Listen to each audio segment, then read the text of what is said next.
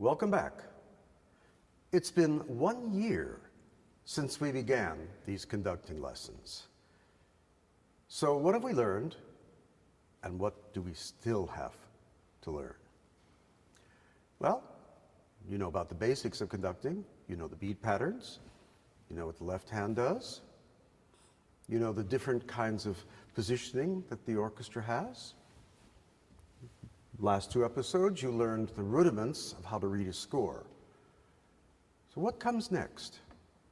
Well, there's one last piece of the puzzle that you need to do before we actually start conducting real music.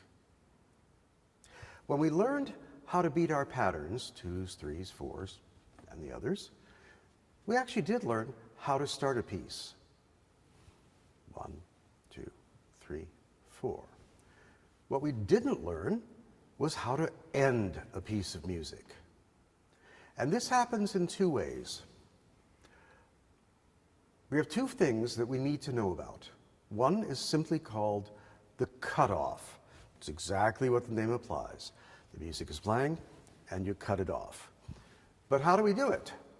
How do we have that gesture that shows the orchestra when to stop? It's not just, stop! That won't work. Nope.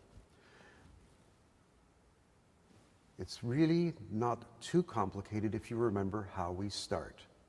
For example, if a piece starts on a downbeat, we must give a preparatory upbeat in the tempo that we're going to be conducting. So if the piece is going 1, 2, 3, 4, 1. So remember that from way back, long time ago.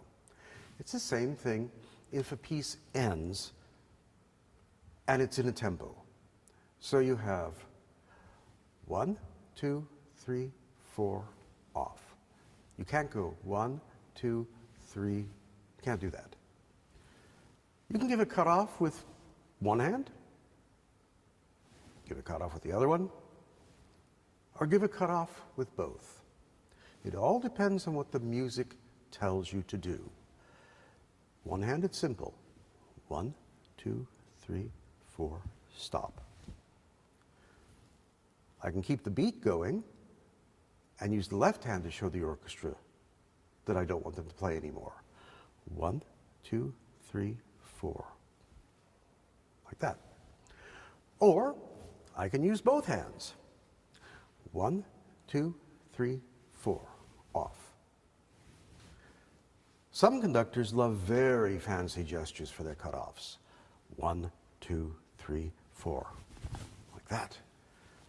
And some prefer just to go 1, 2, 3, 4, and let the music end. Seems simple enough, but here comes the kicker. I want you to look at this symbol.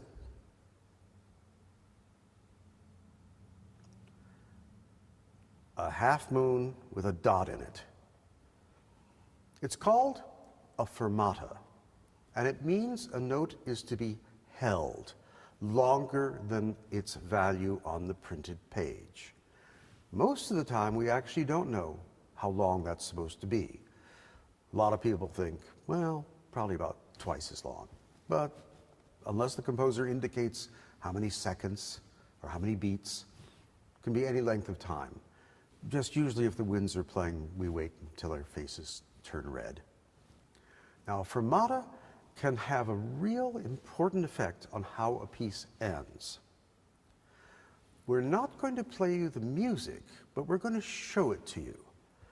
So you've seen what the fermata looks like alone. Now I want you to see what it looks like at the end of the First Symphony by Brahms. So all this music is happening before, there's some beats, and finally that one long note with our fermata on it. Critical to this is understanding that this note is loud. How do we conduct that? Bum, bum, loud. And we sustain it. Our left hand, as we've learned before, teaches us how to keep the intensity. And you're looking around at the orchestra, and you can use any one of those cutoffs that's a large gesture. I would probably go da, yeah, something like that. It depends. I never know. Depends on the mood, depends on the orchestra. But nonetheless, sustaining the tension on a long note is critical, and giving that cutoff in the tempo that has been established all those bars before, very important. It doesn't do a lot of good to go da. It takes the energy away. The same as doing da can be too abrupt.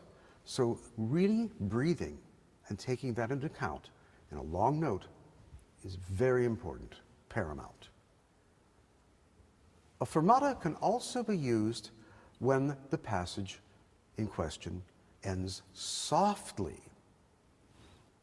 So just as you did in the Brahms, take a look at the ending of Dvorak's New World Symphony. Again, you see those same kind of chords that happened in the Brahms, but now the last note, also a whole note, has a diminuendo. It means it has to get softer, and it ends softer. Cutting off a soft passage is a little more tricky than cutting off a loud one. Again, there are lots of ways to do it. We could take that passage and just use our right hand and go da and bring everybody down, and then just gently take them out. We can do it with the left hand, da, bring them down, take them out. And we can do it with both hands, da, like this, and off. Again, the breathing part for me is essential, especially to the winds. You want everybody to end together. Stop the music at the same time. And when it's soft, you usually don't want da, usually not. So it goes like this. Ba, the diminuendo comes in, we play softer, and I just give a breath, and I'm out. Almost like I'm pulling the sound out of the instrument for it to cease. We've learned how to start pieces. We've learned how to read a score, a little bit. We've learned what to do with our hands. We've learned where everybody is. So your assignment for this particular lesson, look at different scores, find the fermatas, practice how they are cut off. They can come at the beginning, they can come at the end of pieces, and some of them are really hard. So those of you who are adventurous, you try to figure out how to start the Beethoven Fifth Symphony. We'll see you next time.